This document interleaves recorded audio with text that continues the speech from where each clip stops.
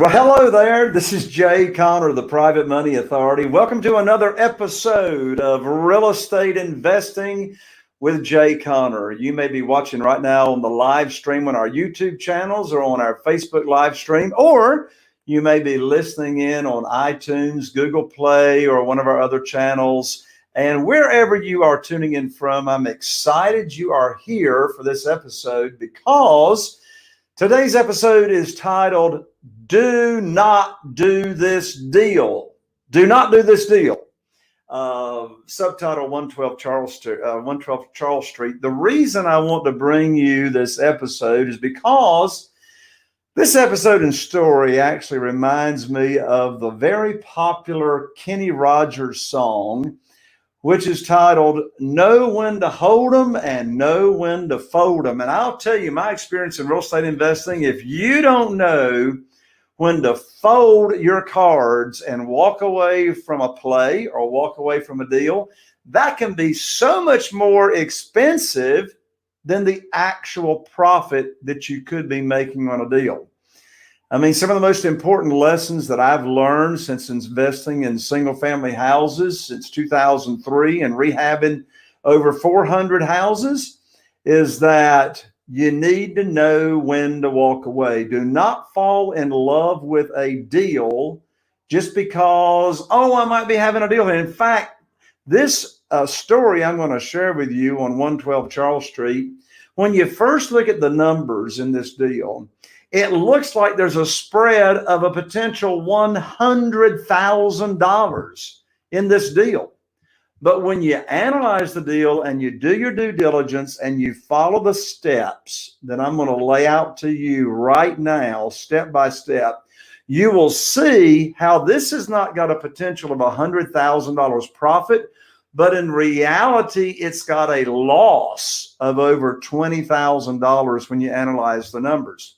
So before I dive into this deal with you, for those of you that are brand new to Real Estate Investing with Jay Conner, here on the show, we talk about all things real estate investing, how to find deals, how to get them funded without relying on banks or mortgage companies or your credit, how to sell houses fast, how to automate the business. And here on the show, I have amazing guests most of the time. We talk about all kinds of real estate. We talk about storage units, we talk about land deals, commercial deals, single family houses, and everything that relates. Now, if you happen to be, by chance, be tuning in on the live stream right now, go ahead and tell us where you're tuning in from right now. Type in your city and state and say hello to everybody. Leave a comment, leave a question. As I go through this deal, if you got any questions and you're actually tuning in live, go ahead and type in your questions and I'll get your questions answered. And if by chance you are listening to the show either on iTunes or Google Play, be sure to subscribe, rate, and review on iTunes. I really appreciate you subscribing. Also, if you are watching on YouTube, be sure and subscribe and tap that little bell so that when we go live, you'll be notified and not miss out on Real Estate Investing with Jay Conner, the guests that I have on here, and the fantastic information and training that we provide absolutely for free in this world of real estate investing and education. By the way, if you would like to, hey, Rob from Greenville, North Carolina, glad to have you on. If you would like to get plugged into funding for your real estate deals without relying on banks or credit or mortgage companies, I've got a free online class waiting for you to go to at the end of the show. You can head right on over to www.jayconner.com/money podcast. That's Jay Conner, JayConner.com/money podcast. And on that training, it's only about an hour long. I'll reveal the 5 easy steps.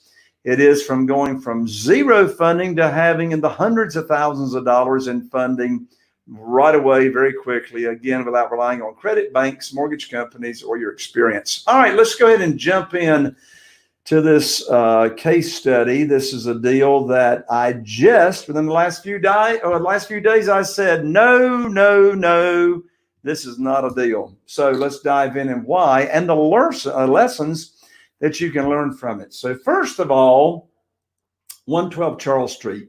By the way, for all of you thinker brains that like spreadsheets, yes, I actually have a spreadsheet to share with you today on this deal, the numbers and etc. I know that's going to make you super happy.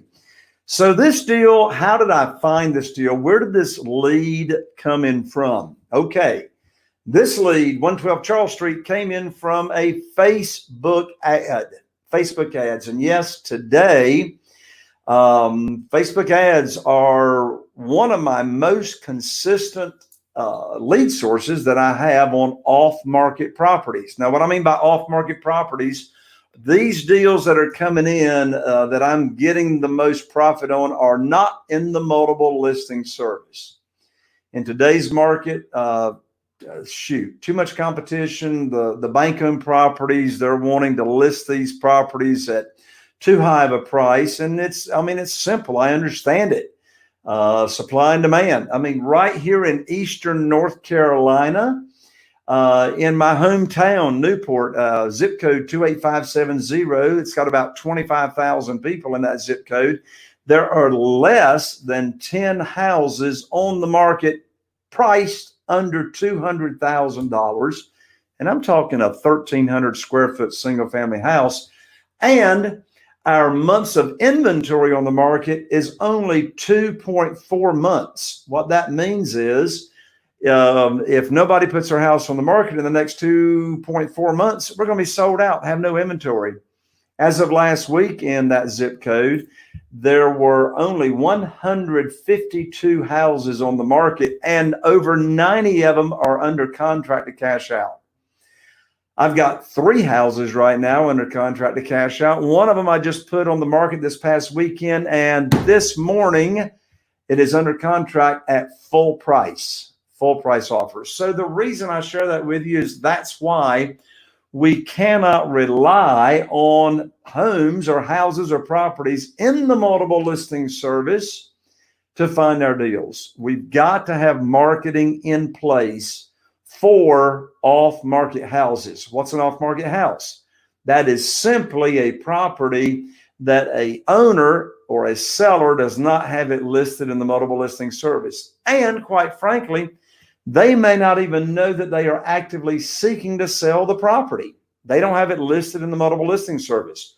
So here, 112 Charles Street, Facebook ad, my ads come up right in their news feed, in people's Facebook news feed. And there it is, a picture of me holding a yellow bandit sign that says, I buy houses fast for cash.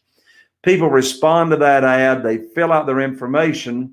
And what happens in step number 2 of this scenario? Well, they fill out the information, and their information, their contact information, and information about the property is then automatically sent to my team. Well, who's on my team? Well, my important person that gets the initial information from all of my sellers, her name is Kim, and she is my acquisitionist. Well, what in the world's an acquisitionist? Well, my acquisitionist, Kim, does what I used to do, and that is reach out to all of my motivated sellers that are responding to my marketing, gets the completed property information filled out, all the information about the property. So that's what Kim did. Information from this owner of this property came in, her contact information, the seller, the information about the property, and now Kim gets them on the phone and gets all the information. That's step number 2, getting the property information sheet filled out completely. Mortgage information, is it free and clear? What's the condition of the property? What's the asking price, and etc. Step number 3 in this deal. So Kim gets the information filled out, and all that information is now sent to me by the software that we use to communicate with each other. She's not emailing me a property information sheet. We use a CRM, a customer management software system that gives me all the information on the properties from sellers. So now here's the step. It comes to me, and now I quickly analyze the deal. All right. How do I analyze the deal? Well, I look at, first of all, where's the property located? I'm familiar with the areas around here. I've been investing since 2003 here in the local area. So I look at what area it's located. I look at what the asking price is. Now, I do not know at this point in time in this step as to what the actual after repaired value is, but I got a pretty good idea because I'm familiar with the area. I know this particular property has got approximately 1,600 heated square feet. I know it's going to be worth, in the area it's located, somewhere around $200,000 or so if it's in excellent condition. Well, I take a look at what is owed on the mortgage. In this particular scenario, 112 Charles Street, the seller owes $105,000. Her asking price is $115,000, which is $10,000 more than the payoff, the mortgage information. Now, in this case, it's a motivated seller, and the seller is willing to give us the mortgage information. Now, don't miss this. Whenever there is a mortgage and there's money that's owed on the property, my immediate thought is, can I buy this property subject to the existing mortgage? There's a mortgage. Is there a possibility that the seller will be willing to sell me this property with them keeping the mortgage in their name, me agreeing to make their mortgage payments, and they transfer title or ownership over to my company? That's the first thing I think. Now, bear in mind, this property having a mortgage, I do not have my acquisitionist even talk about the possibility of buying subject to over the phone. The seller is not going to even know what we're talking about over the phone. I reserve the conversation of buying subject to the existing mortgage when we are in person with the seller of that property. So here I am in step 3. I'm analyzing the deal quickly. What do I think is the ballpark after repaired value? How much are they owed on this? How much are they owing? Well, they're asking $115,000. They owe $105,000. So even at $115,000, I'm going, wow, it's probably going to be worth about $200,000. They're asking $115,000. Wow, there's like a huge spread here, or potential spread, even though at this point I do not know what the exact repairs are on the property. So that's step number 3. I do a quick little overview. Does it look like there's a potential deal, a potential spread? Step number 4 in this process is I now want to get my real estate agent's opinion of the after repaired value. How in the world do I do that? All right, bear in mind, we're not going to the property yet. Now, at this point in time, prior to step number 4, I'm communicating with my acquisitionist, and I'm telling Kim, please let the seller know I have reviewed the numbers. It looks like there's a possibility we can do a deal here. We are, in the meantime, going to do a little bit of research on values in the area, and we'll be back shortly to probably schedule an appointment for the team, my team, to go look at the property. So here we are in step number 4. We are now asking my real estate agent for his opinion of ARV, which stands for after repaired value. So what's the definition of after repaired value? In my world, the definition of after repaired value is the home is going to be in absolutely drop dead, gorgeous, ready for Southern Living magazine pictures. I'm talking granite countertops, stainless steel appliances, all new interior paint, new exterior paint if it's paint on the exterior, painting the garage floor with brand new concrete paint, new floor coverings with luxury vinyl plank, new cabinets. Everything is looking and smelling brand new. So you see, my real estate agent knows, because I've been dealing with the same realtor to do my after repaired values since 2004. My realtor knows what kind of condition my home will be in if I buy it and then I get ready to sell it. So there we are, step 4. My acquisitionist asks my realtor for a CMA to get the after repaired value. What in the world is a CMA? A CMA stands for comparative market analysis. So what's my realtor going to do? My realtor is now going to do a CMA, is going to research. You see, I don't do my own CMAs, my lands. Let the people do what they do best and you stay out of the way. I would rather have a root canal than do a CMA and all that detailed stuff. But my realtor loves doing that stuff, has analyzed, and studied hundreds and hundreds of appraisals. He knows what to adjust for, garage, only 2 baths, 1.5 baths, all that jazz. So within 24 hours, my realtor is now going to email me and my acquisitionist the CMA, the comparable market analysis, which is going to assume that this home is going to be in absolute gorgeous condition in the after repaired value condition. So here comes the CMA. I look at it. Guess what?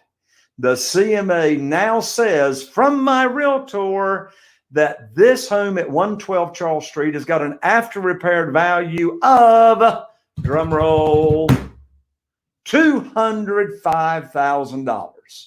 So I was estimating that the R was going to be somewhere around 200. Now I've got it confirmed, at least based off of close houses in proximity to the subject property. Without my realtor seeing the home yet, it's at $205,000. So let's look at the numbers so far. What we know about this property so far at 112 Charles Street is after repaired value based on comps should be $205,000. We now know also that the seller has told us that they owe $105,000. We also know their monthly mortgage payment is $800 a month.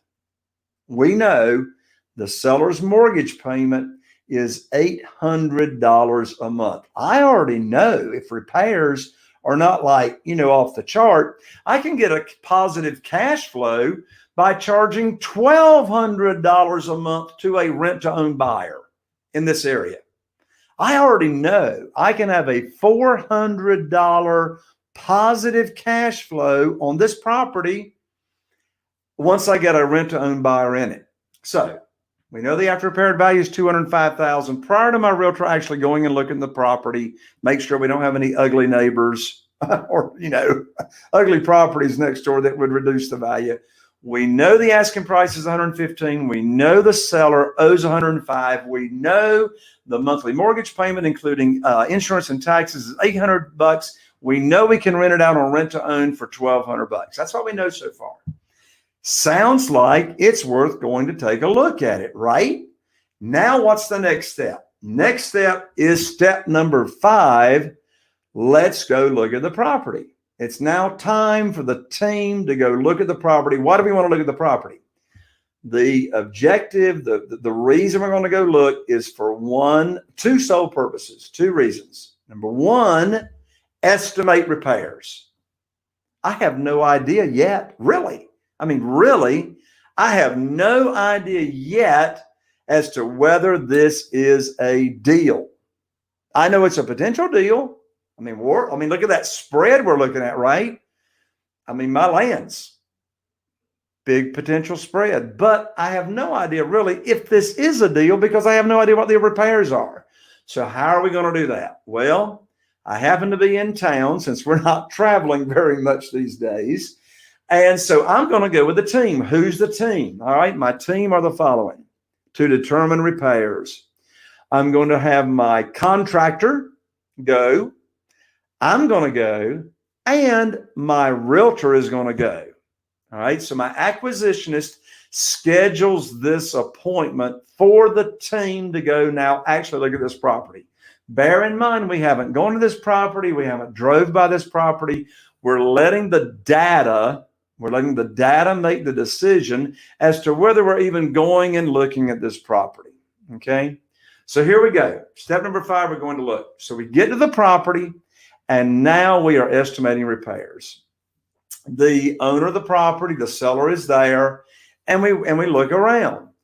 Well, come to find out, this property, this house has still got damage to it from Hurricane Florence. which goes back almost 2 years ago. Now, not bad. I mean, it's already had a new roof put on it. It's got a new HVAC, but there's still, I mean, there's been no cosmetic work on the inside. We still got leak stains on the ceiling. I wish I had pictures to show you. There's still a hole in the ceiling of the living room, right? So let me just go ahead and cut to the chase. I go through I have my crew leader, right? You will have a contractor. I have my crew leader go. So we estimate repairs. Now, here's the deal, folks. Here's the deal. This house has only got 1.5 baths. Big problem. Big problem. Thank you, OG, for the feedback there. Great info. Well, hey, OG, hang in there because we're not to the conclusion yet. Everybody hang on. Here we go. This property's only got 1.5 baths. It's split level, and the owner of this property, when they had kids living in the house, they've already converted the garage into heated and cooled living space. They have converted the garage into 2 more bedrooms. So now, as this house currently is, it's got not 3 bedrooms, it's got 5 bedrooms and 1.5 baths. Does that sound like a scenario for a disaster in today's market? In our market, it's like nobody wants 1.5 baths. So me and the team, we've got to figure out a way to convert this house to at least 2 full baths. Here's the deal. In this house, the principal bedroom is upstairs, and the bathroom for the principal bedroom, the private bath, is only a half bath. Oh my lands. And it's only a half bath, and the principal bedroom is not that big. You cannot put a king-size bed in this bedroom that I'm talking about. So now we have to approach this property by where we're going to put a full bath. So the best scenario we can come up with is convert the garage that's already been converted into heated and cooled space, convert this garage into the principal bedroom suite with a large principal private bathroom. So we estimate it's going to be $10,000 at least to convert that garage that's already been converted into 2 bedrooms into a complete principal bedroom bathroom suite. That would leave still, see, all the bedrooms are upstairs right now. All right. That would still leave 3 bedrooms upstairs with a full bath servicing 2 of the bedrooms, and then 1 of the bedrooms having the half bath. Then there would be a full principal bedroom bathroom suite downstairs. All right. So here's the math. So my crew leader and I, right there on the spot, we estimate $46,000. $46,000. And that's before Murphy shows up. You do know who Murphy is, right? You know who Murphy is.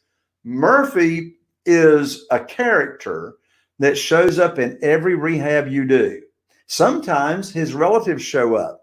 Grandparents, cousins, sisters. You have all these unexpected expenses. So I always calculate at least $10,000 in unexpected repairs, also known as Murphy repairs. Yes, watch for Murphy in every property. So I'm already at $46,000, not including the unexpected. So let's run the math. Let's run the math. By the way, before we run the math, I want to share with you my conversation that I had with the seller of this property before I left the property. And before we leave, I always tell the seller that we're going to do our research and we'll come back to you within 24 hours with our best offer. Now, if you're in a competitive market, you need to make your offer to the seller while you're there, right there in front of them, before your competition shows up and makes an offer. All right. Very, very important. Go under contract right there and then if you can. In my market, there ain't no competition, but in most markets, there is. So listen to this conversation that I had with the seller. I said to the seller, and see, the seller knows nothing about subject to up until this moment. So I'm getting ready to leave the property. I said, we're going to do some more, research. But I said to the seller, I said, in most situations, my sellers that have a mortgage, what we do is we have a traditional closing at the real estate attorney's office, and I will agree to make all of your mortgage payments for you. We're going to transfer title and ownership into my company name, and I will make all your payments for you until I rehab the property and I cash it out. So all of these problems, taxes and insurance and mortgage payments, are now my problem. And so the seller looks at me and says, well, I hadn't thought about that. I wanted to be completely done with this property. I thought you'd be paying for it cash. And I said, well, I am going to put quite a bit of cash into it for rehab, but I'll make your payments. So at the end of that conversation, she wanted to call my real estate attorney and find out about subject to the existing mortgage, which I was glad for her to do. She did, and she let me know, yes, I am willing to sell this house to you subject to the existing mortgage. So why in the world was she willing? She needed debt relief. She needs debt relief. She's making this payment. She's already moved out to another house, and this monthly mortgage is drowning her. She is current on her payments, but she needs debt relief big time. She agrees to sell to me on subject to the existing mortgage. So back to where we are. We're now leaving the property, and I now know the repairs. Well, let's run the math. This is now step 6 is constructing the offer to buy it subject to. Now let's run the math. Step number 7 is running the math. And what is it that always makes the decision on whether you buy a property or not? And that is the math. What's the math? When you are putting any kind of money in the property, and by the way, I'm not putting $46,000 of my own money in this property. I'm going to use private money to fund the rehab of this house. So I will buy it if the math makes sense. I will buy it subject to the existing mortgage, and I'll use private money in a second position for the rehab. Now, by the way, remember, she's asking $115,000. So let's run the math. The math is the Mayo Formula. What does Mayo stand for? This is the formula you're going to use to decide whether you're going to make an offer and buy the property or not. Here's the Mayo Formula, which stands for maximum allowable offer. Mayo Formula starts with ARV, the after repaired value. The after repaired value, my realtor now confirms while being at the house that we visited, is $205,000. So now we take ARV, $205,000, and using the Mayo Formula, we're going to multiply $205,000 times 70%. $205,000 times 70%. That's your profit that you are calculating into this formula. So $205,000 times 70% equals $143,500. 205,000 times 70% equals $143,500. Now we're going to subtract repairs, $46,000. Well, let's do that. That's going to give us the maximum allowable offer right there, but we never make Mayo. We never offer Mayo. We're going to give ourselves a $10,000 buffer. So let's run the Mayo formula. $205,000 times 0.70 equals $143,500, as I just said. Now we're going to subtract repairs of $46,000. There's Mayo right there. Maximum allowable offer is $97,500. Oh my lands. The maximum allowable offer is way below what the seller owes of $105,000, right? I mean, they owe 105. They're asking 115. Mayo maximum allowable offer is 97.5, but look, that's not the maximum offer we can make. Remember, we've got to subtract an additional $10,000 for Murphy, the unexpected.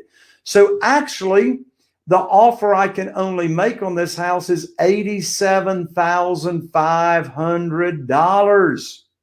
That's $205,000 times 70% equals 143.5. Less repairs of 46,000 equals 97.5. Less $10,000 for Murphy, the unexpected, maximum $87,500. And my lands, she owes $115,000. Well, the lessons are not over yet. Hang on with me one more second and we'll be done with this show. So I said, let me get 2 more estimates. So I know my crew leader, we can do it with the crew for $46,000 and an account for an additional $10,000. So what do? I get a bid from a contractor that I know and trust. Look what my contractor's bid was at his cost. $64,000 there at the bottom, $64,680. But look, with his profit, his charge to me is $76,000 plus dollars. My lands, that's $30,000 more than the crew. I had another contractor bid, and look, for all you thinker brains, yeah, there's all the line item budgets. There's all the line item budgets, right? Had another contractor come in at $66,000, so I confirmed that me and my crew were coming in at the best at $46,000. What's that lesson learned? Always get multiple bids just to be sure you're getting the very best deal, right? So there you have it, folks. The math makes the decision. $87,000. And look, that's not even taking into account that half. Well, that does take into account converting the half bath, to a full bath. So I looked at this a different way. I said, look, what if I don't do that garage conversion? Why don't I just, do the rehab and sell it on rent to own? Well, my lands, my repairs are still at $36,000. I looked at doing it on a work for equity. Too much work to do. So we sliced it, we diced it, we carved it up every way that we could.